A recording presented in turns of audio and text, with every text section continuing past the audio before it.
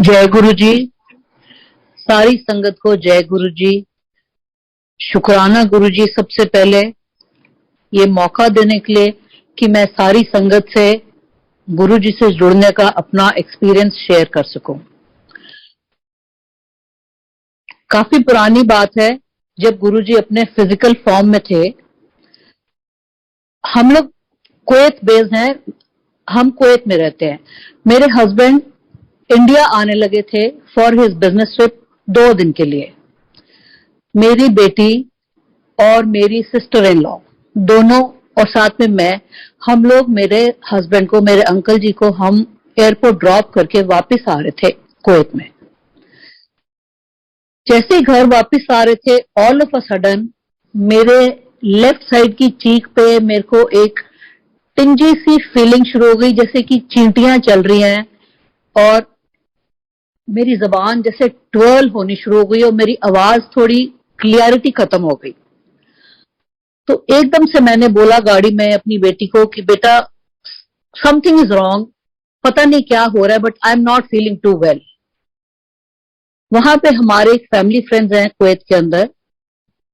गाड़ी में से मेरी बेटी ने और मेरी सिस्टर इन लॉ ने उनसे बात करी कि आंटी मम्मा की तबीयत ऐसे एकदम से खराब हो गई है, क्या करें। उन्होंने बोला इमीडिएटली हॉस्पिटल ले जाओ। इमीडिएटली हॉस्पिटल ले गए, वहां मुझे इमरजेंसी में एडमिट कर लिया गया।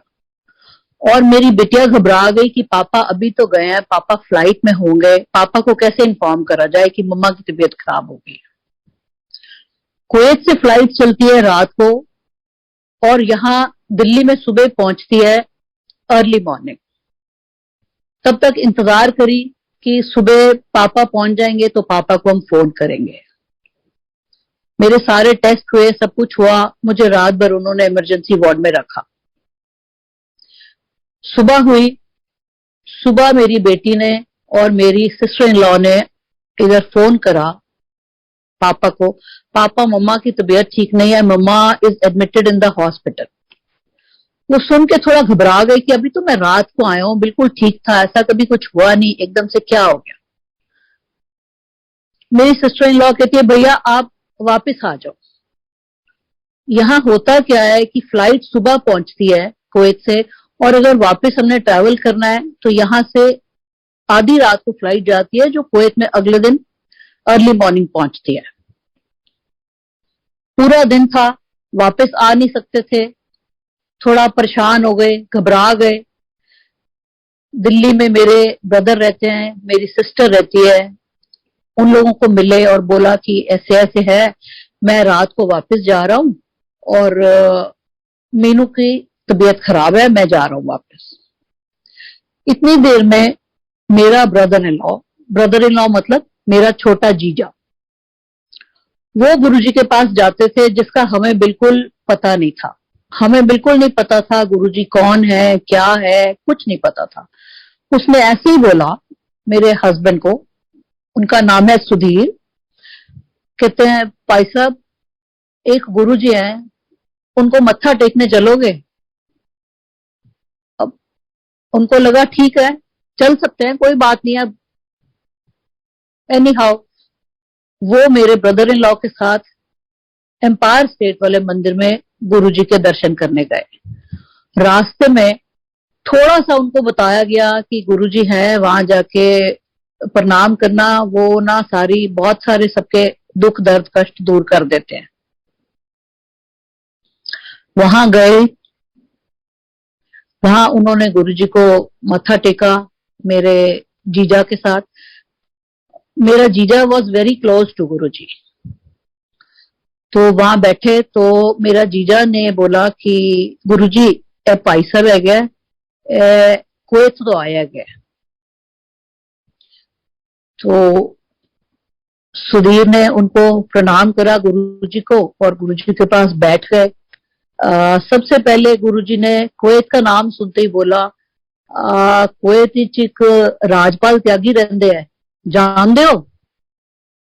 मेरे अंकल बोला हाँ जी गुरुजी। गुरुजी कहते हैं वो ना सत्संग करते हैं, उत्थे जाया करो। मेरे हस्बैंड ने, अंकल जी ने सोचा कि वो जो त्यागी अंकल थे, उस वक्त कुवैत में हर फ्राइडे मॉर्निंग मंदिर की तरफ से कीर्तन होता था किसी ना किसी के घर पे। उन्होंने सोचा शायद फ्राइडे सुबह कीर्तन होता है, वहां जाने के लिए कह रहे हैं। तो Kuwait being a middle eastern country, वहां पे फ्राइडे छुट्टी होती है। फ्राइडे इज लाइक जैसे यहाँ पे संडे होता है। तो उन्होंने ऐसे बोल दिया, हाँ ठीक है। फिर मेरे हस्बैंड ने कहा, गुरुजी मेरी वाइफ की तबीयत खराब है, कुवैत में है। गुरुजी कहते हैं, फोटो है क्या? मेरे हस्बैंड ने बोला, नहीं गुरुजी फोटो तो नहीं आएगी। गुरुजी कहते हैं, अच्छा जा कल्याण किता।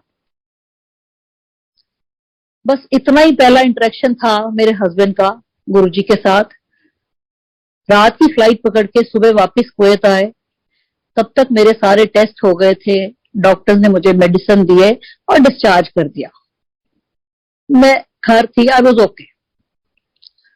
थोड़े दिन के बाद क्या होता है कि कुवैत में किचन में काम करते करते मेरा लेफ्ट घुटना मेरा ट्विस्ट हो गया। ट्विस्ट ऐसा हुआ कि मुझे ऐसा लगे जैसे मेरा घुटना अंदर की तरफ मुड़ के झटके से बाहर आया और बहुत दर्द हुई, बहुत दर्द हुई। मुझे लगा शायद ऐसे ही कुछ हो गया होगा, इस दिन में ठीक हो जाएगा। मैंने दवाई लगाई, ट्यूब लगाई, क्रेप बैंडेज बांधी 2-3 दिन। वो दर्द बढ़ती गई, वो दर्द इतनी बढ़ गई कि वहां पे कुवैत में डॉक्टर्स को दिखाना शुरू करा, बहुत इलाज कराया।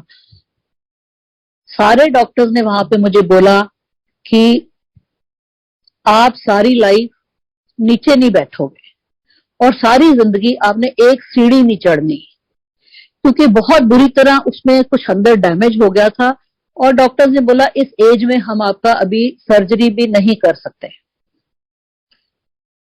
ठीक है। और मेरी टांग प्लास्टर में थी। मैंने पूरा 1 साल, तकरीबन 1 साल मैंने बेड पे बैठ के बिताया। मैं उठ नहीं सकती थी, मैं खड़े नहीं हो सकती थी, बहुत मुश्किल था। तकरीबन 1 साल बाद जब मैं उठ के खड़ी हुई तो मैं काफी लिम्प करती थी, मतलब मैं काफी लंगड़ा के चलती थी। और मैं अंदर से सोचती थी, हे भगवान, अभी तो कुछ एज भी नहीं है, आपने क्या करा है, मैं सारी जिंदगी ऐसे कैसे बिताऊंगी।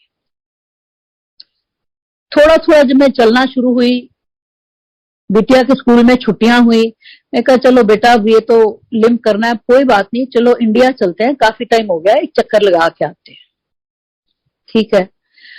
आते वक्त मेरे हस्बैंड कहते हैं, अच्छा जा रहे हो ना, जाके संजीव के साथ, मेरे जीजा का नाम है संजीव, संजीव के साथ ना हो सके तो गुरु जी के मंदिर जाके गुरु जी को मत्था टेक के आना, जिन्होंने कहा था कल्याण की था। मैंने कहा जी ठीक है, कोशिश कर लेंगे।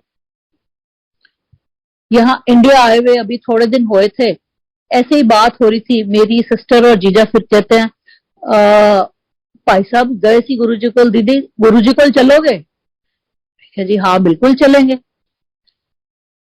मैं गुरुओं को बहुत ज्यादा मानती नहीं थी, बट मैं किसी की डिसरिस्पेक्ट नहीं करती थी। मैंने बोला हाँ चलेंगे, क्योंकि मेरे हस्बैंड भी खुश थे, उन्होंने भी कहा था होके आना, जस्ट फॉर द रिगार्ड। मैंने कहा हाँ हम चलेंगे। हम गुरुजी के पास गए, मैं, मेरी बेटी, मेरी सिस्टर, मेरा जीजा और उसकी दोनों बेटियां। जाते वक्त रास्ते में संजीव अंकल ने थोड़ा सा बताया गुरुजी के लिए कि गुरुजी की बहुत महिमा है, श्रद्धा से जाना, उनके वहां पे बड़ी मेहर है, बहुत बहुत बीमारियां दूर हो जाती हैं। मैं सुन रही थी, अच्छा ओके ठीक है। वहां गए, एम्पायर स्टेट पहुंचे, गुरुजी हॉल में बैठे हुए थे अपने आसन पे, फ्लैशी से कपड़े पहन के। 1 मिनट लिए तो मुझे लगा कि पता नहीं इनको गुरुजी कह रहे हैं, फ्लैशी कपड़ों में बैठे हैं, बैठे तो गुरुजी जैसे हैं, बट वो फीलिंग नहीं आई मुझे। माफ करना गुरुजी, उस वक्त मुझे कुछ पता नहीं था। वहां गए तो संजीव अंकल जो मेरे जीजा है वो कहते हैं, दीदी गुरुजी नु ना मत्था टेक लो, प्रणाम कर दो। और प्रणाम करने के लिए तो आपको पता है कि दोनों घुटने फोल्ड करके तब गुरुओं को प्रणाम करा जाता है अच्छे से। मैंने कहा नहीं, मैं अपना गोडा तो नहीं बिल्कुल मोड़ सकती, मेरे को तो बिल्कुल मना है।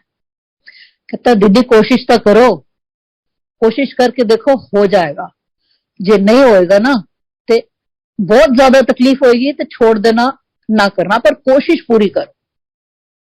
मैं कहा संजीव तुम क्या कह रहे हो, मैं बिल्कुल नहीं मोड़ सकती, मेरे को सारे डॉक्टर्स ने कहा है नहीं करना। कहता अच्छा मैं कह रहा हूं कोशिश तो करो, अगर नहीं कर पाओगे तो छोड़ देना। मैंने किसी तरह टांग बड़ी मुश्किल से आड़ी टेढ़ी टेढ़ी टेढ़ी करते करते गुरुजी को प्रणाम करा, प्रणाम करा और खड़े होए तो संजीव अंकल कहते हैं दीदी लंगर प्रसाद इत्थे मिलता है, लंगर प्रसाद खाओगे? और मुझे वैसे भी लंगर प्रसाद या प्रसाद कहीं पे खाना बहुत अच्छा लगता है, कुछ कहीं लंगर बट भी रहा होता है मैं खाने पहुंच जाती हूँ। मैंने कहा हाँ लंगर प्रसाद तो खाएंगे। फिर उन्होंने मुझे एक्सप्लेन करा दीदी जमीन पे बैठना पड़ेगा, नीचे चार चार जने इकट्ठे बैठते हैं, चार लोगों की एक थाली आती है। तो मुझे लगा मैंने अभी एक बार तो संजीव के कहने से गुरुजी को मत्था टेक लिया, मैंने अपनी टांग बड़ी मुश्किल फोल्ड करी है, अब मैं नीचे तो बैठूंगी नहीं, डॉक्टर्स ने मुझे कहा है कि सारी जिंदगी आपने नीचे नहीं बैठना।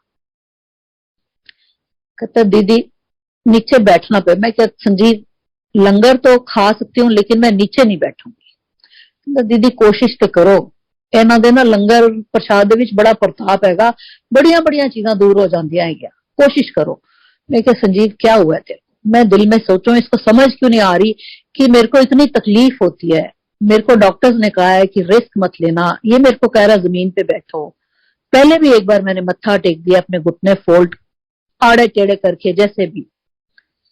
कहता अच्छा कोशिश तो करो ना, नहीं बैठा जाएगा ना तो ना बैठना। मैंने अपने पूरे मन से कोशिश करी, बड़ी मुश्किल में आए आए करती करती नीचे बैठी, बहुत लंबी सी टांग फैला के चौंकड़ी मार के। लंगर प्रसाद आया, लंगर प्रसाद खाया।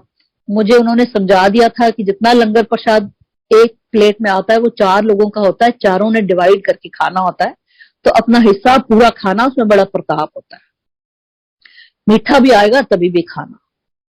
और हालांकि उन दिनों में मेरी नई नई डायबिटीज डायग्नोज हुई थी, अंदर से मैं डर भी रही थी कि मैं नीचे भी बैठ गई हूं, पता नहीं अब क्या होएगा, पर मैंने ठीक है अपनी तरफ से पूरी कोशिश करी और मैं बैठ गई। लंगर प्रसाद खाया, उसके बाद प्रसाद में एक लड्डू था, मैंने लड्डू भी खाया, अंदर से डर भी लग रहा था पर मैंने खाया, श्रद्धा से खाया। उसके बाद हम उठे, हाथ धो के आए। एम्पायर स्टेट में पहले क्या होता था, लंगर प्रसाद खा के हाथ धो के गुरुजी की आज्ञा लेके जाते थे। हाथ धो के हम वापस आए गुरुजी की आज्ञा लेने के लिए। तो मैंने थोड़ा सा गुरुजी को ऐसा हल्का सा नीचे होके प्रणाम करा और मेरे घुटने में से ऐसी आग निकली, ऐसी आग निकली कि जैसे पता नहीं क्या हो गया कि मेरा गोडा जल जाएगा लेफ्ट वाला। और अंदर से मुझे बहुत डर लग रहा था कि हे भगवान मैंने क्या करा है, सारे डॉक्टर्स ने मुझे मना करा हुआ है, मैंने फिर भी संजीव की बात मान लिया, पता नहीं क्या हुआ। और इतनी आग निकली कि मैं आपको क्या ही बयान करूं। जैसे ही गुरुजी की आज्ञा लेके हम बाहर जाके गाड़ी में बैठे तो मुझे बहुत भूख लगी, लंगर प्रसाद अंदर से खाया पेट भर के, गाड़ी में बैठते ही मुझे भूख लगी। मैंने बोला संजीव बड़ी भूख लग रही है, मुझे तो कुछ खाना खिला दे। कहता है दीदी अभी तो लंगर प्रसाद इतना खा के आए हो, अभी क्या खाना है? मैं कहा मुझे नहीं पता, मुझे बड़ी भूख लग रही है, मुझे कुछ भी खिला, जो मर्जी खिला, लेकिन मुझे खिला, नहीं तो मैं मर जाऊंगी, मुझे इतनी भूख लग रही है। अब रात का वक्त था, लेट इतना हो गए थे। कहते हैं अच्छा देखते हैं, फिर कहते हैं अच्छा चलो मेरे दोस्त का है गोला रेस्टोरेंट, वहां चलते हो। मैं क्या जहां तू ले जाएगा बस मुझे कुछ खिला दे। वहां गए, रात का टाइम था, उसने आइसक्रीम सिजलर ऑर्डर करा। कहता है दीदी इस वक्त यही मिल सकता है, जो आएगा खा लो। मैं कहा जो भी मिल रहा है मुझे खिलाओ। आइसक्रीम सिजलर खाया हमने सबने वहां बैठ के। उसके बाद हम घर आ गए, सुबह उठे। अब जैसे संजीव अंकल ने बताया था कि गुरुजी के लंगर प्रसाद में बड़ी महिमा है, वो उनमें बहुत ताकत है, बहुत वो करते हैं, बड़े बड़े मिरेकल्स होते हैं। मेरे दिमाग में कुछ खुराफत सी आई। मैंने सुबह उठते ही अपनी शुगर चेक करी कि मैंने रात को इतना मीठा खाया, संजीव ने कहा है, और सुबह मैं उठी हूं तो मेरी शुगर बिल्कुल नॉर्मल निकली। मैं बड़ी हैरान थी। मैं उठ के खड़ी हुई तो मैं बिल्कुल सीधी भी खड़ी हो गई, मेरे घुटने में दर्द भी नहीं था। मैंने थोड़ा सा चल के देखा, मुझे दर्द नहीं हुई, और मैं लिंप भी करना, लंगड़ाना भी मैंने बंद कर दिया। दो चार चक्कर लगाए, मैं क्या ये तो कमाल ही हो गया, रात को तो इतनी दर्द थी, इतनी आग निकली थी, ये तो करिश्मा हो गया। मैं बहुत खुश हुई। तो उस वक्त मुझे लगा कि हाँ, जहां पे लेके गए थे संजीव अंकल और अनु आंटी, मेरी सिस्टर का नाम अनु है, कि कुछ तो है, कि कह रहे थे मिरेकल होता है, ये तो मेरे साथ मिरेकल ही हुआ। ऐसा दिल में ख्याल आया कि कुछ तो है इनमें। ठीक है, पर फिर भी एक जो कहते हैं कि कनेक्शन हो जाता है गुरुजी के साथ या किसी के साथ, वो कनेक्शन नहीं हो पाया मेरा। उसमें मुझे काफी टाइम लगा पूरा कनेक्ट करने में और पूरा सरेंडर करने में। एनी हाउ, मैं खुश थी कि चलो मेरा लंगड़ाना बंद हो गया। अब देखते हैं, पता नहीं कितने दिन ठीक रहता है, कितने दिन चलेगा, बट चला। उसके कुछ सालों बाद वो होता है ना कि एक चीज की तसल्ली नहीं होती इंसान को कि ये वाकई में हो गया। मुझे लगा मुझे खुद को टेस्ट करना चाहिए। मैंने बोला मुझे वैष्णो देवी जाना है, मुझे देखना है कि मैं कितनी ठीक हुई हूँ, मुझे इन्होंने कितना ठीक करा है या कितना मिरेकल हुआ है, मैं इतना चल सकती हूँ कि नहीं, या सिर्फ रोज का ही चल सकती हूँ। गुरु जी की ऐसी कृपा, मैं वैष्णो देवी होके आ गई, चढ़ाई चढ़ के गई हूँ, अपने आप वापस आई हूँ। और मतलब गुरु जी के पास जिस दिन से मैं गई हूँ वो दिन है और आज का दिन है। आज की डेट में मैं दिन में शायद 20-25 बार सीढ़ी भी चढ़ती हूँ रोज। गुरु जी की इतनी कृपा है कि मैं आपको बयान ही नहीं कर सकती। धीरे धीरे ऐसा कनेक्शन हो गया गुरु जी के साथ कि अभी दिन चढ़ते रात होते हमारे साथ, पूरी फैमिली के साथ, ऐसा लगता है गुरु जी हमारे साथ ही हैं। और मेरे हस्बैंड को जो गुरु जी ने बोला था त्यागी जी के लिए कुवैत में सत्संग कर दे, जाया करो, और कुवैत में उस वक्त गुरु जी का कोई सत्संग नहीं होता था। गुरु जी का सत्संग कुवैत में शुरू हुआ है राजपाल त्यागी अंकल के घर से, गुरु जी के चोला त्यागने के बाद। और पता नहीं उन्होंने कैसे सुधीर अंकल को कह दिया था वो सत्संग कर दे, उसे जाया करो। ये अपने आप में एक और बहुत बड़ा सत्संग है कि गुरु जी पहले ही कह गए थे कि वहां आप सत्संग पे जाया करो। हमारे पास, मेरे पास गुरु जी के इतने सत्संग है, इतनी महिमा है कि मैं बोलते बोलते थक जाऊंगी। मैं गुरु जी की सत्संग बंद नहीं कर सकती, क्योंकि रोज कुछ ना कुछ करिश्मा करते ही हैं गुरु जी। आज की डेट में ऐसा कनेक्शन हो गया है कि दिमाग में कोई बात आती बाद में है और गुरु जी पूरा पहले कर देते हैं। और मैं इस चीज के लिए गुरु जी का बहुत शुक्राना करना चाहूंगी तहे दिल से। गुरु जी बहुत बहुत शुक्राना, बहुत मेहर करी आपने, जितना हमने सोचा भी नहीं था आपने उससे बहुत ज्यादा दिया है। बस अपनी मेहर बनाए रखना गुरु जी, सद्बुद्धि बख्शना, शांति बख्शना गुरु जी, हमारे हाथों किसी का बुरा ना कराना। बस मैं रोज यही प्रार्थना करती हूँ गुरु जी, सद्बुद्धि बख्शना बस। शुक्राना गुरु जी, जय गुरु जी।